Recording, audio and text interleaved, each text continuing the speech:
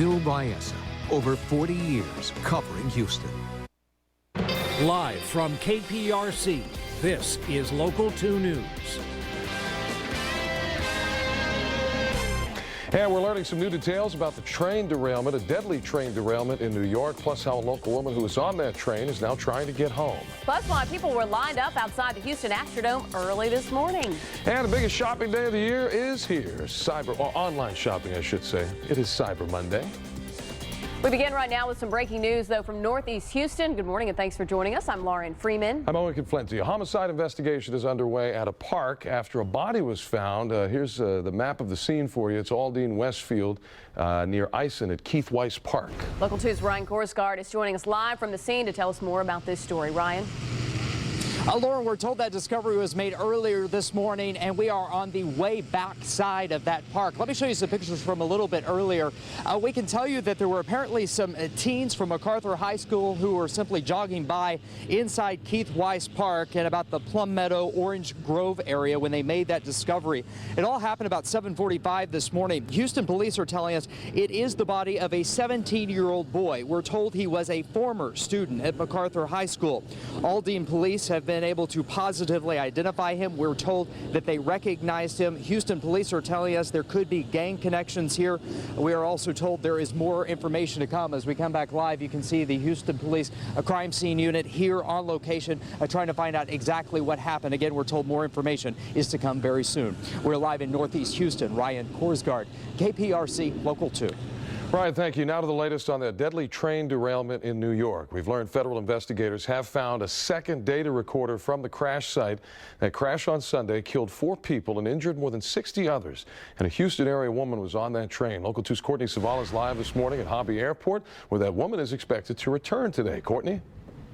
Owen, good morning to you. That's right. Cheryl Patton will return here later this evening. You know, she was up in New York for a big celebration. It was her 30th high school reunion. She went with 2 friends looking for a great celebration to show them her hometown and enjoy some time in New York City. That's why they were on that train yesterday morning. That celebration quickly turned to tragedy. We slammed down on the ground and then slid probably for 100 feet. The 48-year-old can still feel the terror and hear the screams of the fellow passengers on board the Metro train as it jumped the tracks in the Bronx and slid toward the frigid waters of the Hudson River. I screamed at my 2 friends, that we're going over. I couldn't believe it. I was in shock. She was in New York for her 30th high school reunion. She was on the train with her 2 friends. Her husband and her 3 young kids are anxious to have her home. She said that she felt like the train was going too fast. Felt like it was a miracle that they survived. It was just a horrific accident. Early Sunday morning, Cheryl Patton was on her way to see the Statue of Liberty with 2 of her closest friends when suddenly the commuter train she was on jumped the tracks as it was rounding a curve. It seemed like it was going pretty fast. It felt like the car shifted to the left a little bit and then slammed down on the right-hand side. Felt like it was a miracle that they survived. Absolutely a miracle. As you can see, when Cheryl was interviewed, she did tell us that she's sore, she has some bruises. One of her friends was actually still in the hospital as of today, but they are anxious, obviously, to come back home, which will be later today. Live at Hobby Airport, Courtney Savala, KPRC Local 2. Courtney, thanks so much. Coming up at 11:30, NBC's Jay Gray is going to join us from the crash scene. He'll have the latest on the investigation. Students and teachers at Cy-Fair ISD School are back in class after a suspected gas leak forced them to evacuate this morning. Cy-Fair police got a call about a strong smell of gas near the science department at Cy Falls High School just before 6 a.m. Students and staff were evacuated while people investigated. Turns out there was no gas leak, just the odor. After more than an hour, everyone was allowed back inside that school. It is still unclear what caused that smell. All right, we'll shift our focus to the weather forecast. Building up to be a very nice day. So far, so good. Super warm out there. Yeah. Over to Anthony for the very latest. I'm telling you, if you love the warmth this time of year, today, the next couple of days of your day, first of all, mostly sunny skies, mostly clear outside, and absolutely gorgeous. The feel, 71, lower 70s outside, fairly high humidity with a southwesterly wind. That's a dry, it's a warm wind. So not only do we have the warm temperatures, but we also have a dry forecast for the next couple of days. Right now, the only place still in the 60s 60s as Ward at 69 degrees, but area-wide the range is anywhere from 70 in Katy to 73 in Katy. In Cleveland. The rest of us right in between. If you remember how cloudy it was yesterday, it was dry, but it was cloudy, and so with the sunshine, we're really warmed up from 4 to 9 degrees warmer, 10 degrees warmer up in Conroe and Cleveland. I want you to notice the direction of the arrows here. Do you see how they're coming in out of the southwest? And again, whenever you get that southwesterly flow, you can expect temperatures to rise, and so we're going to be in the lower 80s this afternoon, and you can also expect a dry forecast with an abundant amount of sunshine. So a few clouds around right now, 72. By 2 o'clock and 4 o'clock we'll be in the upper 70s to 80 degrees. Then at 6 o'clock, 76 with the southwesterly wind 5 to 15 miles per hour. There is another Arctic front on the way. I'll show you when it gets here, what it does to our temperatures coming up in just a couple of minutes. All right, Anthony, thank you. Firefighters are trying to figure out what started a fire at a Southwest Houston apartment complex. The flames forced families out of their homes last night. Local 2's Courtney Gilmore has the latest from the complex on Belle Reve near Marinette.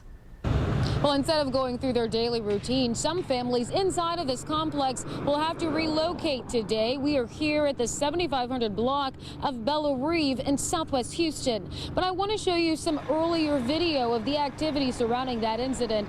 Families in that apartment complex stood by and watched crews put out the fire. Now investigators are trying to figure out how it started. Someone called for help around 11 last night, and as residents rushed out of the apartment building, firefighters rushed over to the Chestnut Hill apartments. There was damage to the second floor unit. The window was shattered, but before the fire was contained, crews had to pull large amounts of the roof off of the building. Well, according to management here at the building, we did get a good report. There were no injuries associated with this fire. Reporting in Southwest Houston, I'm Courtney Gilmore, KPRC Local 2.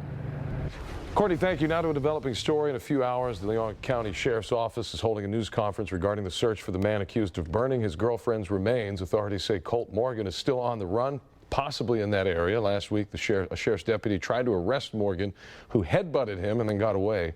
Shortly after, investigators discovered a makeshift shelter where they believe Morgan was hiding out. Jury selection begins today in the trial of Kurt Mix. He's the former BP engineer charged with deleting text messages and voicemails about the company's response to its massive 2010 oil spill in the Gulf of Mexico. The Katy man has pleaded not guilty to 2 counts of obstruction of justice. Some pieces of the Astrodome are gone this morning. Today, folks who purchased seats from the Dome were allowed to come along and pick them up. Folks were supposed to start picking up seats at 9 this morning. The lines started forming much earlier. We were getting reports of people in line as early as 3:30 this morning. Sky 2 was flying over the Astrodome earlier, and it was earlier this year. The Harris County Sports and Convention Corp decided to begin selling the seats, turf, and some equipment from the Dome. The future of the Dome itself is still up in the air after voters turned down a $270 million bond package to save that iconic building. Did you buy any of the chairs? I did not. Might look good I waited. in your house, though. I waited in line. Did not get it. Still to come, today's Cyber Monday, a big day for holiday shopping. Coming up, how shoppers are expected to smash all kinds of online shopping records. Plus, in Scotland, crews have removed the wreckage of a police helicopter that crashed into a pub, killing several people. Also next, how fans and fellow stars are remembering actor Paul Walker, who was killed in a car crash over the weekend. Space Energy.